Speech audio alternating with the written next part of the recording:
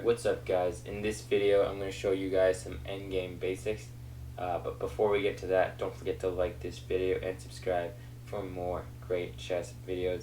So the next couple of weeks I'm going to be trying to put out at least 1 or 2 videos a week on just strategy, middle game, endgame, and openings. You're going to see a lot of those videos in the next couple of weeks. I'm going to start the series kind of off with this endgame basics video. So kind of before I go into examples, I want to show you guys like kind of the general rules that you should follow. So for endgames, the #1 rule is you should promote a passed pawn or promote a pawn. A big mistake that I see is people trying to checkmate, and when you don't have the queens, it's pretty hard to checkmate. Like you keep checking them, but you're a lot of times in the endgame when you keep checking them, you help them out because now their king comes forward and gets like better and better position. So your goal is to promote a passed pawn. Now, next thing is gain as much space and activity as possible. We'll see some examples, but basically always be active. Always try to attack things. Always try to have your pieces moving forward. I mean, pretty much the same in the middle game, but in the end game is more space. So that's a big thing. And the last thing, make sure you calculate first. So many times I see people just like move, and then just hope to God at the end that they win. In the end game, there's a lot of calculation and a lot of attention to detail, but all you have to do is see it beforehand. Remember, there's not so many moves, so you shouldn't be surprised as often. Now, the kind of the 6 categories we're going to go over today are active defense, cutting off the king, opposition, outside pass pawn, promoting a pawn, and trading off.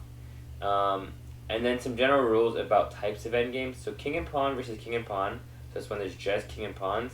Generally, when you're down a pawn, it's really hard to win. Even it's really hard to survive unless your opponent lets you push the pawn. So if you're down material, you want to avoid going to king and pawn endgame, and if you're up material, you want to try to trade down into a king and pawn endgame.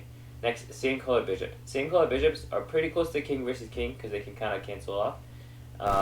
So the same rules apply. Like if you're down a pawn, same color bishops is still pretty good for the same color bishop side. Now, opposite color bishops, we hear a lot about in the endgame. They're really famous for. It's very easy to draw, like even down 2 pawns, you can draw. Sidebar though, in the middle game, if you have opposite color bishops, they're actually good at attacking because they can't really stop each other, so it's like each side is up a piece. Rook and pawn endgame, so rook and pawn versus rook and pawn, those endgames, honestly maybe some of them are complicated. Really the goal is to keep your king and rook active. It's almost like a dance, both pieces have to do a lot. You can't have one guy carry. And then knight and pawn versus knight and pawn. Honestly, these are the most crazy. They're very complicated. You always have to calculate like 2 moves in advance. And one thing to know, and this will win you games or lose you games, knights are really bad at stopping passed pawns. So you can get put in some really tight spots with knight endgames if there's a passed pawn that's really far. And lastly, queen and pawn versus queen and pawn. These are pretty complicated. A little bit easier to draw because there's a lot of checks, a lot of perpetuals. And you gotta basically have your queen guard as many squares as possible, and at the same time always try to push a pawn and make a pass pawn. So these are the basics. Now we're gonna go through some examples for each. And if he's within the square, he can catch the pawn. So this one, he can catch. This pawn, for example, we make a square like this, and black cannot catch this pawn because he's in the box. Now let's take, for example, this pawn. So right now this pawn, he's in the box, but there's kind of something a little bit different about this pawn. What's different is this pawn hasn't moved. So remember, what can we do if the pawn hasn't moved? We go 2 squares. So now we can come here, but now is he in the box? No. So that is going to be kind of the cheat code to figure out, can he actually catch my pawn? Make the box, see if he's within the box. If you can, oh, that's unfortunate. If you can't, then kudos to you, you're getting a new queen. So very simple, but very important and very effective. Always calculate first, can he catch my pawn or not?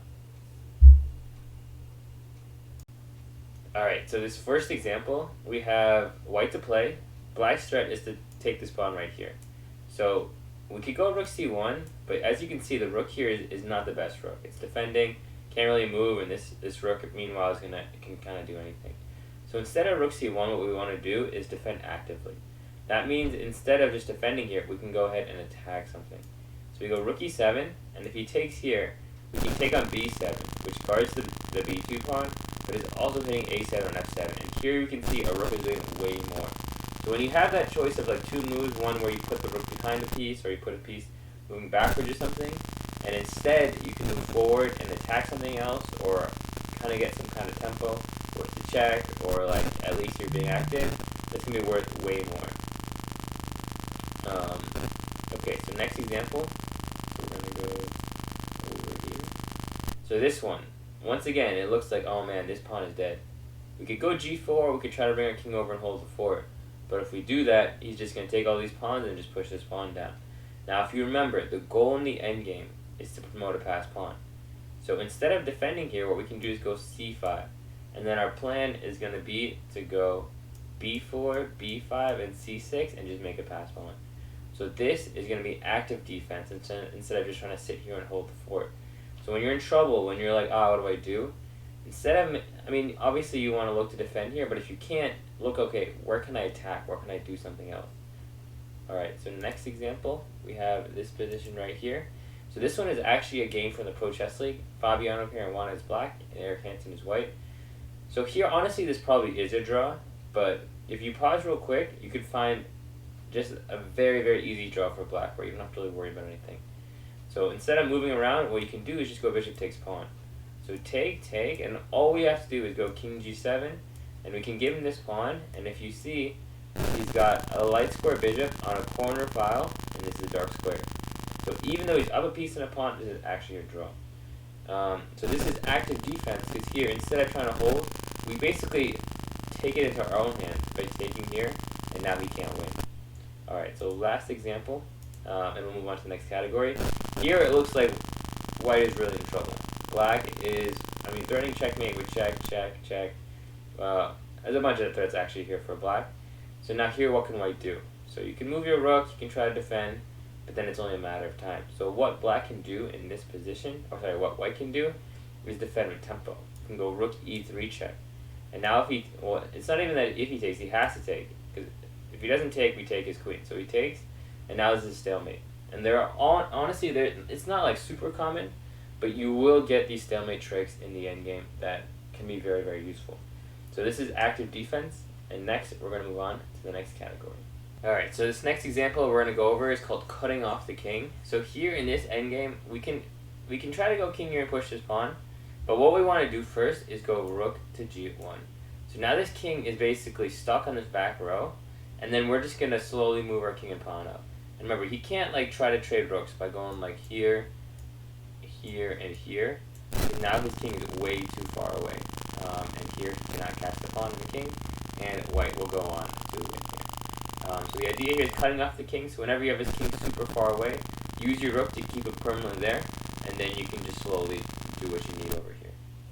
Alright, so the next couple examples are actually really important. These are all opposition examples. So the idea with opposition is when the kings are face to face, generally whoever's move it is going to lose. Because once you move, let's say, for example, white goes back here, I can gain ground. Now let's say, for example, we have like this, and this. And now we have opposition for white.